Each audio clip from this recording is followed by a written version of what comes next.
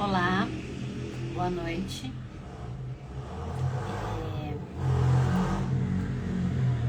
Só um instantinho. Muito bem, estamos aqui hoje para mais um encontro, uma conversa. O tema eleito para hoje foi insegurança. E é um tema baseado em um dos capítulos do livro As Dores da Alma. Um livro que foi psicografado por Hamed, o mentor da nossa casa. E agora que eu introduzi com vocês o tema, eu vou pedir só um instante de silêncio para que a gente possa saudar o nosso mentor, possamos saudar Hamed e toda a equipe de sustentação e trabalho da nossa casa. E assim vamos começar a nossa conversa de hoje sobre insegurança. Tema esse que sempre nos rodeia. Necessitar de amor, de consideração e segurança faz parte da condição humana. Então todos nós, em nossa trajetória, em nossa encarnação, buscamos por amor, por respeito, por cuidado. Isto é válido, é fundamental. Agora, o ponto aqui é o que a gente faz para obter isso.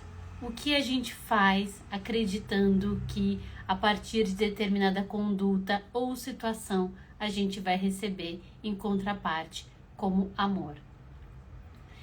É claro que para a gente se desenvolver no mundo, tem um processo interno de autoconsciência, de estudo, mas muito desse processo de consciência se dá a partir das nossas relações.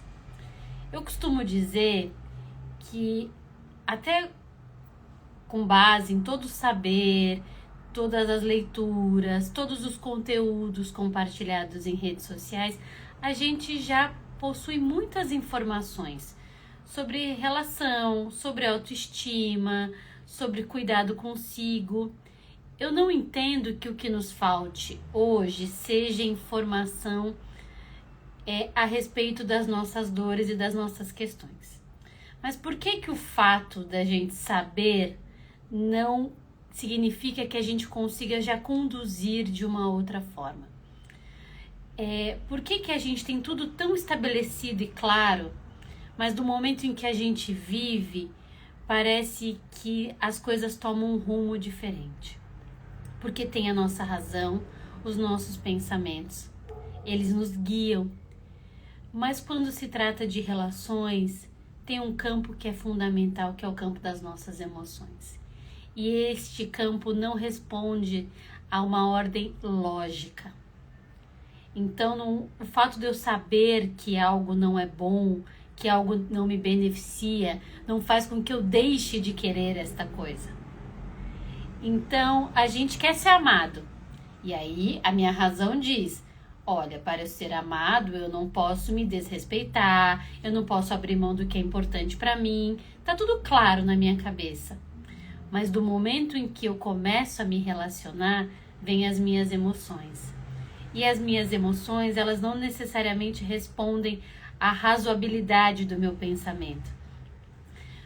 Quando entra em campo as nossas emoções, vem à tona o nosso lado mais sensível, o nosso lado mais infantil, mas não no sentido de faltoso em desenvolvimento.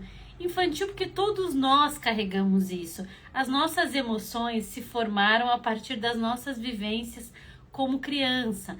Então, o amor que eu aprendi a receber enquanto criança é uma referência de amor que eu vou buscar e vou trocar nas minhas relações da vida adulta. Então, quando eu digo a criança que nos habita, eu não estou falando de uma infantilidade, mas eu estou falando da história, daquilo que me constitui. Então, o amor que eu recebi, que eu troquei, que eu aprendi, ele vai ser um eixo para as relações que eu vou ter na vida adulta. Então, eu quero ser amado, eu quero ser reconhecido. Só que aí tem todas essas vivências, todas essas questões dentro de mim. E aí, para ser amado, eu começo a me relacionar, tenho lá um vínculo amoroso. De início, o que não é muito incomum, existe uma tendência na gente, em nós, né? De se misturar. E aí, o que é o meu desejo, o que é a minha vontade e o que é a do outro? Quanto a gente se perde no meio disso. Se a gente for olhar, quão grande é o desafio de estar numa relação e de tempos em tempos voltar para si e lembrar qual é o meu objetivo. Não estou falando para ficar autocentrado e ficar o tempo todo falando sobre o que é o meu, o que eu preciso. Uma relação é uma construção de troca. O que eu estou dizendo aqui é que muitas vezes, nesta relação, na busca de receber o amor do outro, a gente tenta oferecer aquilo que o outro quer. E aí fica, né, se desdobrando para oferecer o que a pessoa deseja e vai se distanciando daquilo que é fundamental e importante para si. Tem pessoas que chegam a abrir mãos de carreiras, de escolhas muito importantes. Por quê? Porque é esta vontade de ser amado, de ser gostado. E olha como a nossa cabeça é. A gente tem uma conduta muitas vezes controladora. Então a gente olha para o mundo e entende que quer que algumas coisas caminhem na direção do que a gente espera. Então eu, Verônica, estou lá apaixonada, me relacionei, estou amando uma pessoa. O que eu quero? Quero que ela me ame. Ela pode até já me amar, é um fato, né? Mas aqui a minha insegurança quer garantir esse amor, quer garantir essa permanência e essa importância na vida do outro. Aí o que eu faço? Eu começo a olhar para o outro e falar, o que o meu companheiro gostaria de receber? E aí eu começo a pensar o que ele gostaria de receber. Mas assim, é tudo uma construção da minha cabeça. E eu passo a dar para o outro aquilo que eu acho que ele quer. Por quê? Porque eu sou boazinha ou porque eu estou tentando controlar a relação que eu tenho. Porque se eu der o que o outro precisa, a chance dele permanecer, a chance de eu não romper é enorme. Então, esse ímpeto controlador faz com que a gente tente dar para o outro aquilo que ele quer, quando a gente nem sabe exatamente o que o outro quer. Quanto muitas vezes a gente está dando para o outro aquilo que a gente imagina. E aí, qual é o perigo disso? Você está ali conduzindo na intenção de dar para o outro o que ele quer. E você deixa de dar aquilo que você é. E sabe que muitas vezes, nas separações, nas relações, às vezes o outro vem contar pra gente que nem era aquilo que ele queria. Mas a tentativa de controle é fazer com que o outro permaneça. E o que faz permanecer, esse se distancia. Então, dar para o outro o que ele quer, não necessariamente é um ato de amor. É um ato de controle. E voltando de início, o que trouxe a pessoa para minha vida foi aquilo que eu era. As minhas intenções, a minha forma de me colocar no mundo, isso trouxe a pessoa. E aí, com o passar do tempo, eu vou me moldando para entregar as expectativas. E quanto mais eu faço isso, quanto mais eu tento entregar para a pessoa o que ela parece querer, mais insegura eu fico. Porque só cresce dentro de mim a desconexão daquilo que eu sou, daquilo que eu gosto. Então eu performo. Eu olho e tento entregar o que é esperado. E aí isso se expande. E aí eu tento entregar o que é esperado para os meus filhos, para o meu marido, para os meus familiares. E aí chega um momento em que é tanto desempenho, é tanta performance, que no meio disso, quem eu sou? O que não é comum, por vezes, é que em algumas dessas relações as pessoas se separam porque a vida muda, porque a vida segue outras direções. Às vezes se separam porque se divorciam, às vezes se separam porque infelizmente o companheiro, a companheira falece. Infelizmente, as separações fazem parte da nossa trajetória e da nossa encarnação. E aí eu me misturei tanto no outro, tanto nas fantasias do que eu deveria ser, que eu não sei quem eu sou. E aí o que tem dentro de mim é esse lugar extremamente inseguro e frágil. Então, tenhamos a atenção de dar para o outro aquilo que a gente é. É claro que conversando, dividindo, né, para alinhar o que uma relação, como ela se desenvolve, mas nesse lugar de ofertar o que o outro quer, isso é sobre controle, gente. É dar o que se tem, o que se pode, é das coisas mais bonitas e amorosas que uma relação pode ter. Aqui não é incomum, né? Que às vezes a gente fala dessa questão da insegurança, de dar para o outro o que o outro quer. Aqui a gente pode pensar um tanto na nossa formação, no desenvolvimento. Como quando crianças, às vezes a gente pode ter sido criado de um jeito em que as nossas vontades e as nossas verdades não tinham muito espaço. Então, são pais que escolhem para os filhos o que eles querem comer, o que eles têm que estudar, com quem eles têm que se relacionar. E falando assim, parece extremamente opressor, e é. Mas, se você vive uma realidade onde você cresceu sempre com alguém escolhendo para você, parece tão natural, não é mesmo? Só que e aí? E dentro de si? Porque, né, por mais bonzinho que eu possa parecer, dentro de mim vai se somando e acumulando um monte de contrariedade. Porque tem um outro escolhendo por mim. E as minhas escolhas e as minhas vontades?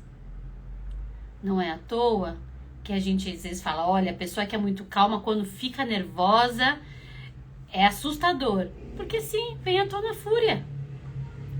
Tem ali toda uma conduta pacificada e tranquila, mas chega um momento em que se torna insustentável dizer sim o tempo todo e vem à tona a agressividade. Então, será que aquela pessoa é tão boazinha assim? Ou existe um desafio de delimitar o que ela pensa e o que ela quer, porque ela se habituou desde muito cedo que alguém escolhesse por ela? E aí, é claro que tem um lugar confortável, porque se alguém escolhe por mim, parece que eu tô num lugar protegido, parece que eu não vou errar. Mas peraí, às vezes as pessoas escolhem e ainda assim dá errado. Então, não é melhor o risco de escolher, responder pela minha escolha, mas ter a chance de ser atendida na minha vontade? Então, tudo isso tem como base a insegurança, o medo de se mostrar, o medo de ser quem eu sou. E será que eu vou ser amada? Vou ser desejada? Gente, a chance de eu ser amada, sendo que eu sou quem eu sou, é muito maior do que quando eu performo. Porque às vezes, quando eu performo, a gente está falando de uma relação muito mais de posse, de controle. Como é que, né, o amor se constrói? Quando a gente é criança, quando os nossos pais estão lá, nossa mãe está gestante e a gente nasce, cria-se um monte de fantasias para esse bebezinho que vai chegar. E é muito importante que isso aconteça, porque é isso que faz com que esses pais criem um vínculo com a criança e possam se dedicar ao cuidado, ao carinho. Então você tem lá essas fantasias iniciais do que essa criança vai ser quando crescer, o nome que você coloca já traz essa carga, tudo isso tem seu valor. Agora, qual é a importância ao longo do processo? aonde o amor se dá. Porque primeiro a gente tem essas expectativas, que faz com que a gente se dedique ao cuidado. À medida que a criança cresce e ela começa a falar assim, mãe, você adora o azul, mas eu não, eu gosto do verde. E eu consigo sustentar, entender que sim, ela gosta do verde. Nesse espaço entre o que eu imaginei e o que essa criança é, aí pode se construir o amor. Quando essa criança entende que mesmo que ela discorde do que eu penso, o amor tá aqui, é nesse lugar que a gente constrói o amor das relações, quando a gente consegue entender que existe um outro diferente. Estas relações que oprimem, em que eu não posso pensar diferente, esse lugar pode ser chamado de muitas coisas e não de amor. Acho que nós mulheres, a grande maioria, se sente muito tocada pela quantidade de situações de violência com a mulher que vem acontecendo. É um número muito grande, é assustador, e a gente se pergunta se esse número cresceu ou se as mulheres agora estão se autorizando a dizer mais sobre a violência. Eu acredito que as mulheres estão se autorizando mais a dizer sobre a violência, porque o coletivo, o feminino, está acolhendo e incentivando mais que as mulheres venham a público ou que recorram às entidades responsáveis. De uma vez que a gente vem a público dizer das violências e dos abusos, a gente esbarra o tempo todo com o masculino que tem muita dificuldade de ouvir um não.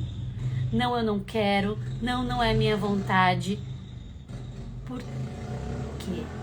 Por que que o nosso não é tão desrespeitado? Então, diante disso, é muito angustiante ver toda essa violência, mas que a gente se empenhe cada vez mais em sustentar o nosso não, e entender que à medida que a gente coloca o não, aquele que nos ama vai ter que sustentar o que está sendo dito. Porque se ele não é capaz de sustentar o nosso não, o nosso limite, a nossa diferença, esta relação é opressora. Essa relação nos invalida e nos deixa cada vez mais inseguro e frágil para caber dentro do espaço que o outro tem. Então, são muitas as frentes que a gente tem que desenvolver para sustentar esse lugar do não e do limite, mas sobretudo a nossa segurança enquanto o que a gente deseja, enquanto o que a gente merece.